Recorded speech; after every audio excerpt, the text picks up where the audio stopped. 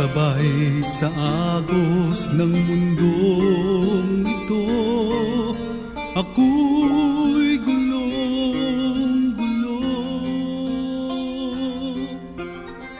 Tuburan sa panalangin, kini nga programa gimugna sa East Coast Gospel Mission. Alas 6 hangtod alas 6:30 matag adlaw. Aron ikaw matabangan nga maangkon ang tinuod nga kalipay, katagbawan ug kasiguruhan sa kinabuhi ug nga kahatagan sa kasulbaran ang naghingapin nga mga kabalaka, problema, mga pangutana nga sa dugay ng panahon nakahasol pag-ayo kanimo. Busa paminaw ug sa Dios ikaw panalanginan.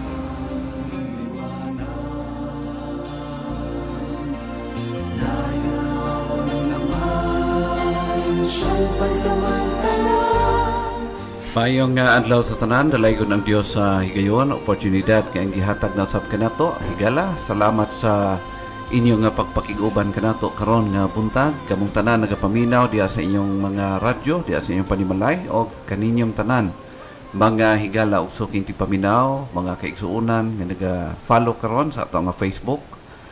Hinaot pa nga ang atong Dios magakalipay sa pagbindisyon, pagpanalangin kanatong tanan. Samtang atong tagaan og panahon, igo nga pagpamalandong ang iyang balaang pulong. Magapangamuyo kita sa pagtugyan sa ato ang buluhaton. Langit nun o gamahanan na mong Diyos nga nasa langit, nagapasalamat kami sa oportunidad nga magihatag na usab kanamo nga makabasa kami, makapamalandong o Diyos sa imong pulong samtang kami magasugod usab sa among mga buluhaton karong nga adlaw.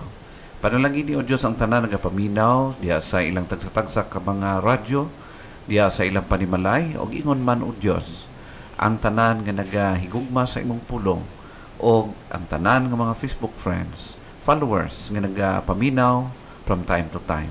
And even Father, sa tanan nga makaskan ni ini nga maong mga preachings, I pray nga ang balaan nimong pulong imong i-bless, nga daghan ang mapanalanginan o makonvect pinaagi sa imong balaang mga pulong. Lord, ikaw magpiging uban samtang magapadayon kami sa pagpamalandong karon. Kini kitugyan, kipasalamatan niya kadimo sa ngalan ni Jesus nga among Dios ug manluluwas. Amen. Niini karon nga gayon higala mag-adto kita sa pagpamalandong og of course walay perfect nga family niini nga kalibutan. Kitang tanan nahisakop ni ining pamilya nga dili perpekto og apan salamat sa Dios tungod kay gitagaan kita niya og Biblia ingon nga mahimo natong giya sa ato nga mga pagpamalandong, no? Nini nga gayon karon tuguti ako sa pagdala kaninyo sa usa ka topiko. Of course dili kini kailalom nga mga pagtuon but hoping nga makatabang kanato pag-remind sa matag usa kanato sa atong panimalay o sa ato ang mga gina-play nga mga rule diha sa atong panimalay og makatabang kini sa pag-remind kanato base kung sa atong pagkinabuhi dinhi ning kalibutan diha sa atong panimalay, diha sa atong iglesia, base kung wala na kita magsubay sa balaan nga pulong sa Dios. O kung nagsubay man kita, the more kita ma-strengthen, madasig o ma-equip sa mga areas of responsibilities nga sometimes na-neglect na to. Mag-isgot kita about faith in the Christian family. Nganong ang gusto na ko kinihisgutan is because importante kaayo nga ang matag pamilya, ikaw og ako, makabalo kita sa atong rule.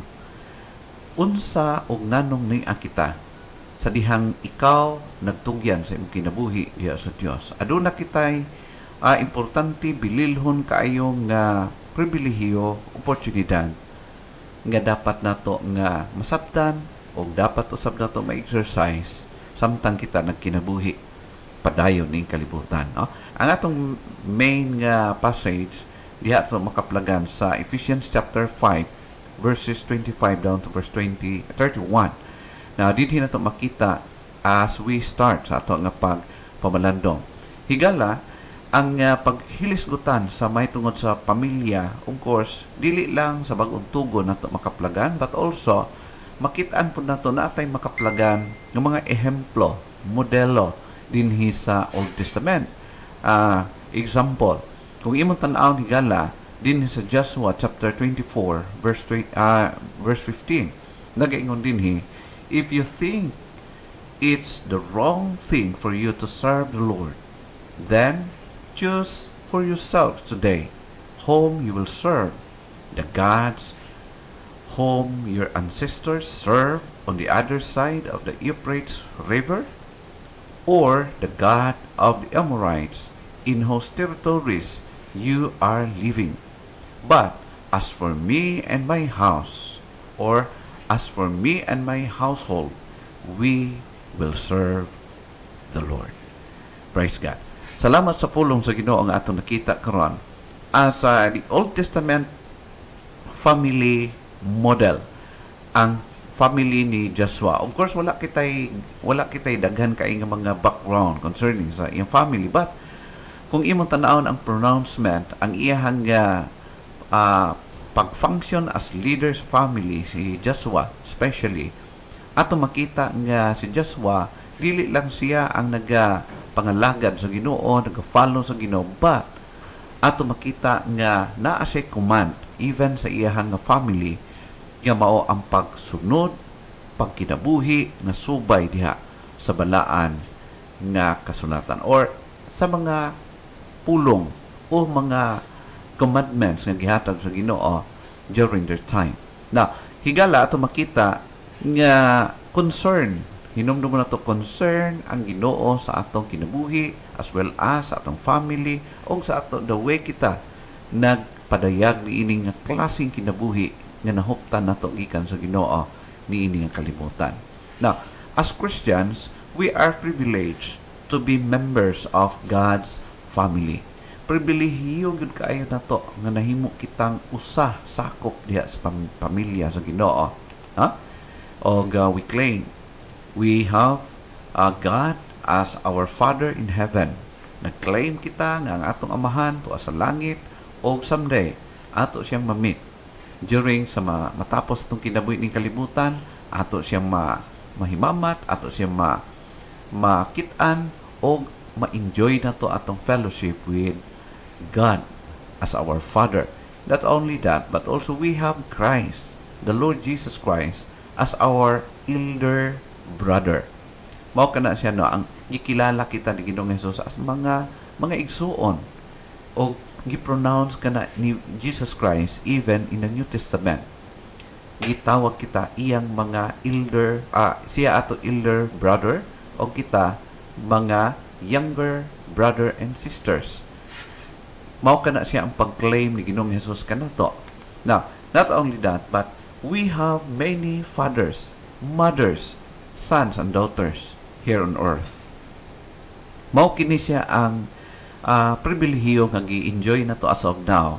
Nga do nga nini nga kalibutan na ay mga tao nga dili man nato paryente, dili nato even kaila before. Pero because of God, nahimo kitang sakop diha sa pamilya sa Dios, spiritual, ato makita igala nga gi-enjoy nato kining maong pribilehiyo o kana nga pribilehiyo gikan sa Ginoo. So busa aduna kitay dapat sabton pagmaayo, paladman nato ang ato ang mga understanding concerning sa atong pagkinabuhi. Maingnon ako karon nga buntag nga the way kita nagkinabuhi adunay apekto niini, no? Sa atong pagkinabuhi karon mo epekto kini sa atong palibot. I assure you of that. Therefore, magkinabuhi kita nga eksakto, tama, in accordance diha sa balaan nga kasulatan. At hinumdum nato igala not only we are privileged to be members of God's family, we should think, we should know also that we also have duties as members of our human families. Ato nang hinumdumon na kita ginatawag nga responsibility or duties as member of this, shall we say, spiritual or family and even sa ato nga human families. Aduna kita responsibility nga dapat nato i-remind atong kaugalingon. Number one, as husbands and wives, na kita responsibility as parents and children and as married and single. Kagahapon lang, nag-celebrar ang atong kalibutan, no? Of course, they attributed it to the person which is dili siya capable or worthy nga i-attribute sa iyaha ang atong ginatawag nga gugma. Ang insakto gyud is ang gugma mao ang Dios, mo siya among source ni ini, no? So atong hinumdumon nga when we celebrate sa butang ato gyud tan-awon pagmaayo kung kinsa gyud ang source ninyo, asa nagikan kini. Kung imong tan-awon maghisgot ka about love, wala nay molabaw pa sa gugma sa Ginoo. So ang ato nga pag-attribute concerning love is dito gyud sa Ginoo. We should remember that. Now, niining higayon maghisgot kita about sa atong hilisgutan. What impact should our faith as Christians have on our physical family? Unsa man ang dapat maging impact sa atong pagtuo, sa atong gitindugan diha sa ato nga physical nga pamilya? Surely naagid siya dapat effect. Dili pwede nga ang atong pagtuo, ang ato nga nahibaluan, mga biblical principles nga dili mo apekto diya sa atong pagkinabuhi. What responsibilities we have as Christians who are blessed with familial relationship? Naay mga tao nga disdain sila plan sa Ginoo nga dili gid sila magkaroon og personal or sariling pamilya. Dili sila maminyo, wala sila'y tukuron nga ilang sarili gyud nga pamilya, except nga naa sila'y pamilya, sakop sila, part sila sa pamilya, pero I'm talking about sa family nga iya jud nga i-build nga iyang sariling pamilya, no? Shall we say, mao na siya.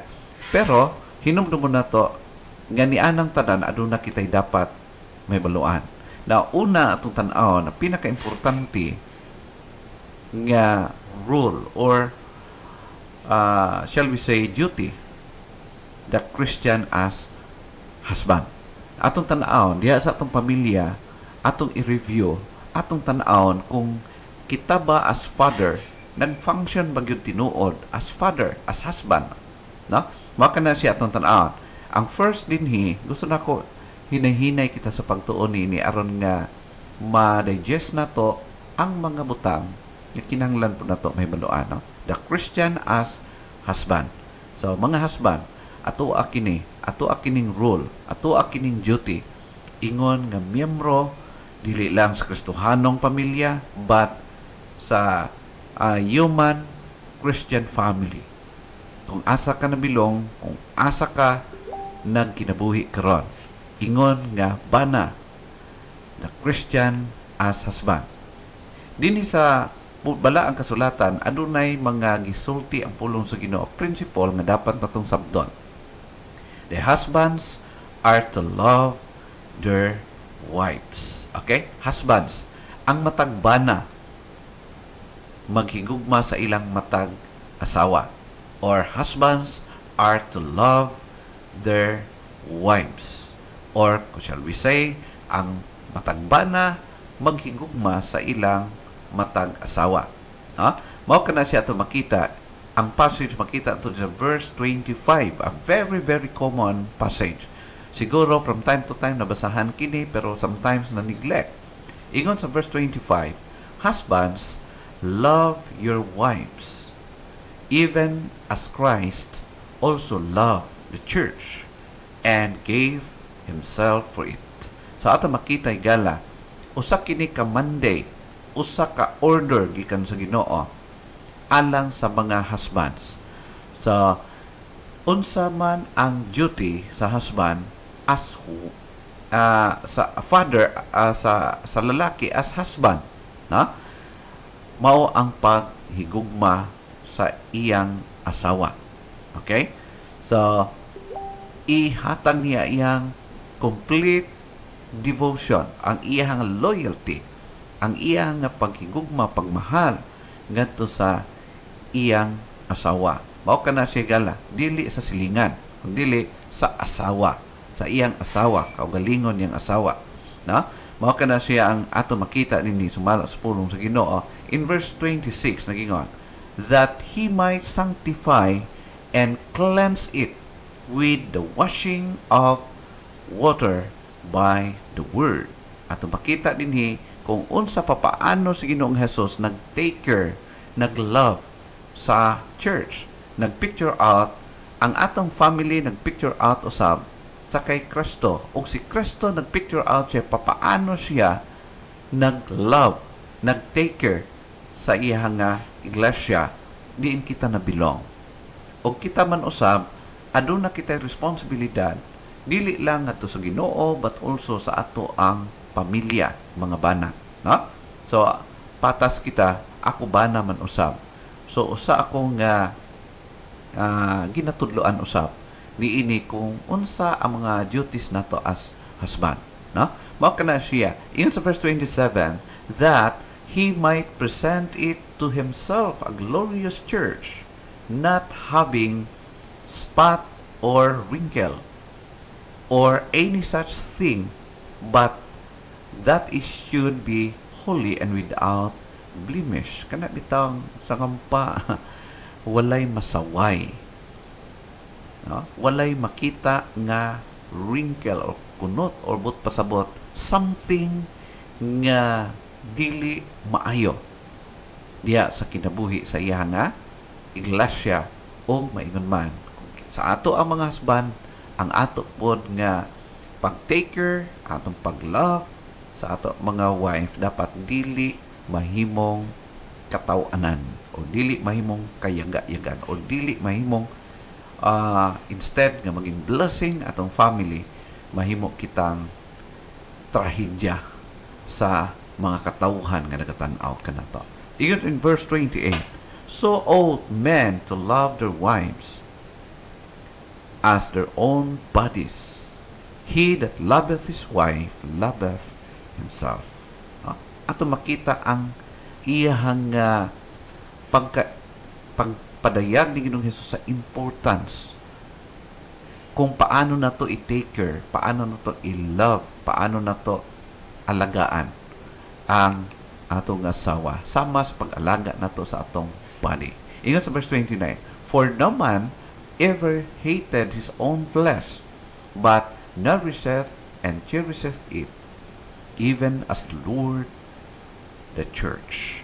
Kung paano sacrificially, lovingly, and carefully ginaatiman sa Diyos ang iglesia, mausab kini dapat ang pag-taker, pag-love, pag-amuma sa mga bana ngadto sa ilang mga asawa. Okay? So, mao ka na siyang una. Kung imong tanaw ni Gala, makita na to dinhi as Christ loved the church and give himself for her. So, kung mangita taong pattern kung paano ang paghigugma, mao ang pattern gihatag ni Ginoong Hesus kung paano sa Ginoong Hesus gilove niya ang iglesia, paano niya ipadayag, ipakita through sa iyang mga ginahimo ang iyang paghigugma. No, dili lang sa word, dili lang sa pulong, but gipakadayag niya sa tanan nga aspeto o pamaagi ang iyang paghigugma as their own bodies. No? So, dili lang nga sama sa paghigugma ni Ginoong Hesus sa iglesia, but sama usab ang atong pag-take care, pag-love, sama sa atong kaugalingong lawas, nourishing and cherishing them. So, ato giamuma, ato ginaalagaan, ato ginaampingan. Mao kana siya ang ato nga primary rule as husband ngadto sa ato ang mga matag-asawa, no? So, ikaduha, husbands are to leave mother and father. The biblical point of view. Ato makita, once na magminyo ay ang naghigugma ay nagminyo, ang pinaka-pattern is mubiya siya sa iyang mama o sa iyang papa o mag-usa sila. Mao na siya ato makita in Ephesians chapter 5 verse 31. For this cause shall a man leave his father and mother, and shall be joined unto his wife, and they two shall be one flesh. Sa atong culture sa Pilipinas, medyo dili kayo siya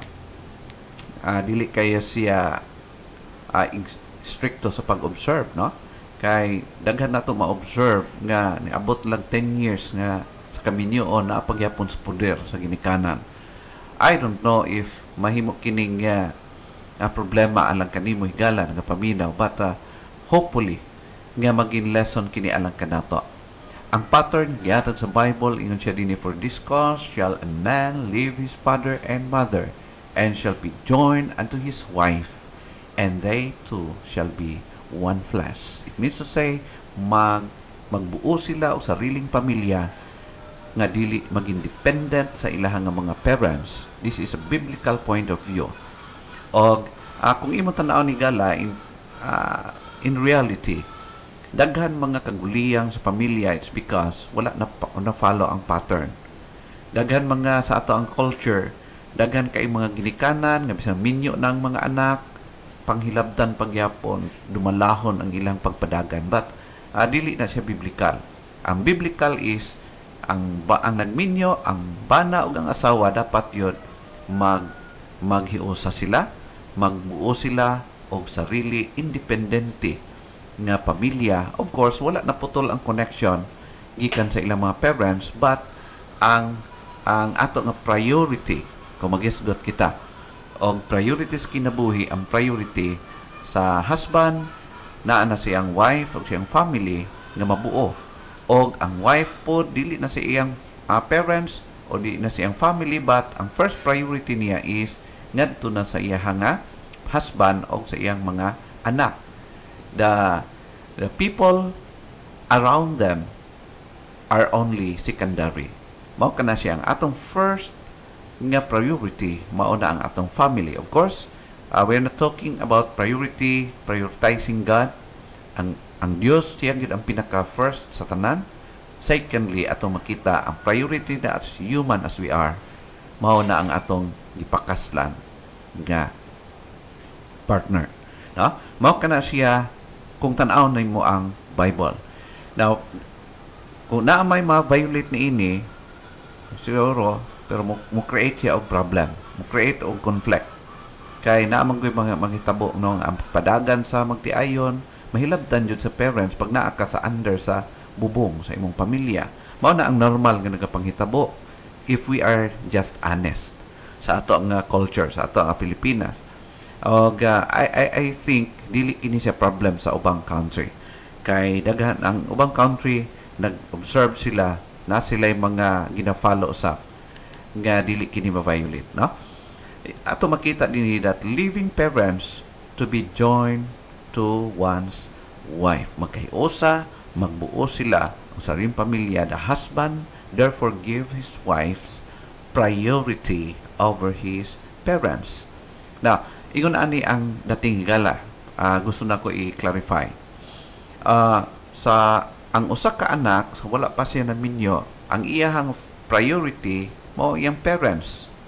Pero the moment nga maminyo na siya, mubalhin ang iyang priority ngadto sa iyang spouse, siyang husband or sa iyang wife. Mao kana siya ang makita nato sa biblical point of view. No? Mao kana siya. Now, ikatulo, husbands are not to be bitter toward their wives. No? Dili siya, itawag kaning word bitter is harsh. I-deal niya, i-treat niya iyang wife, ingon nga sa tama gyud nga pagtratar. dili lang nga nahadlok ta sa balaod kay nailamisa ang mga kababayan, dili na maong rason, but it is biblical nga dapat yun ang mga bana i-deal niya, i-treat niya ang iyang nga wife nga dili harsh. Kung imong tanaw ng passage in Colossians chapter 3 verse number 19, nag-ingon, husbands, love your wives and be not bitter against them. No? So dili ka maging harsh sa imong nga asawa. No? So naamang gid siya mga conflict magkakitabo. Pero kabalo ka mo higala, dinhi nato makaplagan nga kita di ay kulang yun. No? Kailangan taong more development sa ato ang pagkahasban. Kaya nga naman, na may mga panahon nga dili maayo ang atong pagtatar sa atong mga asawa. No? To be honest, mo ka na siya ang reality. Husbands, love your wives and be not bitter against them. So, mo ka na siya, but pasabot, do not be harsh with them or never treat them harshly. So, i-treat na to sila ingon sa pag-treat na to sa atong sarili. I-treat na to sila ingon sa pag-treat ni Ginoong Hesus sa iglesia.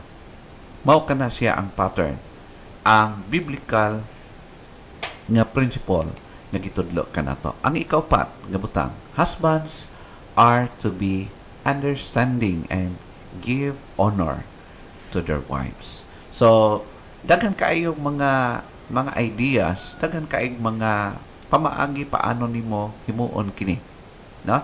Nga paghatag og honor ngadto sa inyo, sa ato nga asawa o sa ato mga bana, mga ngadto sa ilang mga asawa. Ingon din ni sa pulong sa Ginoo in 1 Peter chapter 3 verse 7, in a similar way you husbands must live with your wives as an understanding manner, as with the most delicate partner.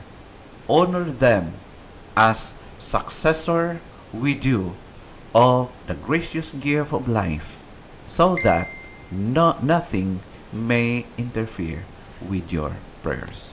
Now, of course, practically, panahon nga magkabingkil ang banag asawa, don't tell me nga panahon magbingkil ka mo, labi nag-unsettled ang inyo nga conflict between husband and wife, don't tell me nga makapray pa kag tarong. No? Honestly, even sa kanamo, no, nga mga pastors, mga alagad sa Ginoo, dili kami exempted ni ining mga conflict between husband and wife. Normal kini nagakitabo, but usa ka tinuod nga epekto once nga naay conflict, especially kung untreated siya, maapektuhan even ang imong pagpangamuyo. Og labaw na maapektuhan ang family devotion, and labaw na maapektuhan ang atong pakigtungo ngadto sa Ginoo. Mo na ingon si Apostle Peter, in a similar way, you husbands must live with your wives in an understanding manner. Ambot pasabot, kana bitaw naa kay allowance. Makahatag ka og enough, exact allowance ngadto sa imong asawa o sa ato nga asawa. Ngano man, tao man pud na sila, sa puton pud na sila, nakapuyon pud na sila. Mo na usay naanay panahon nga mag-init lang ulo, labi na kung ang mga bana pud walay pakialam sa ilaha. No? Usahay ang mga bana bisag ikapoy na ka itong asawa, dapat unta to isuroy ba niya kaya or i-treat niya bisan in simple way.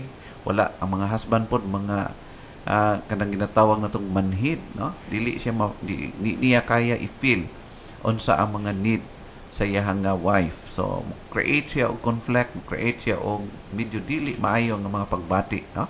Yung pa, as with a most delicate partner, hinumdum mo na to nga ato nga kauban di as pamilya, usa sila ka mga sakop o partners pag kinabuhi di sa pamilya nga sometimes ang mga role sa mga wife sagara matamakan, no?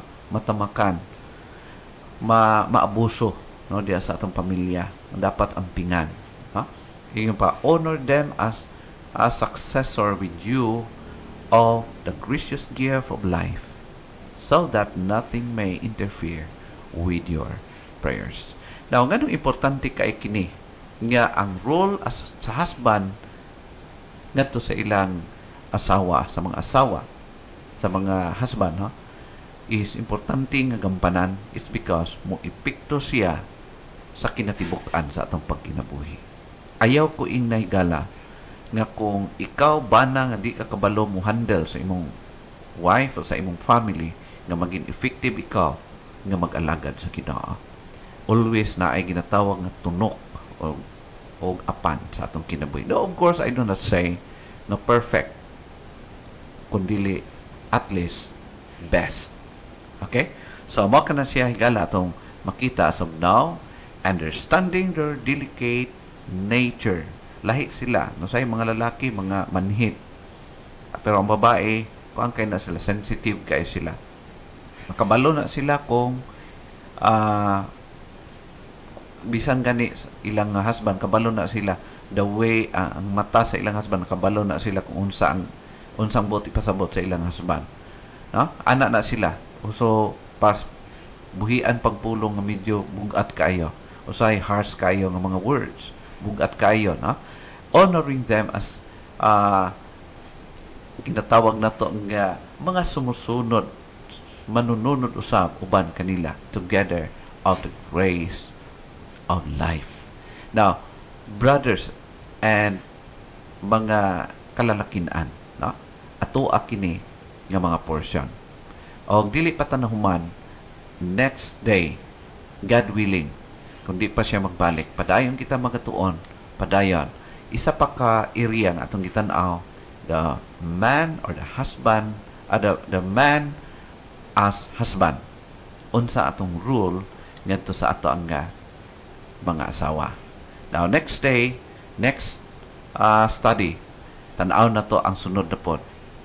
Subaybayan na to, sundo na to, simple manner, matun-an na to, ma-check na to, ma-evaluate na to usab kung unsa kita nagkinabuhi as husband ngadto sa atong asawa. O next, padayon kita sa pagtan-aw nini. Hinaot pa nga in a simplest way, nag-remind kining pulong sa Ginoo sa atong pagkinabuhi. Either nagkinabuhi kita o basi nasimang nata, wala na ta nag-play sa ato nga mga rules bilang mga lalaki o bana diya sa atong panimalay.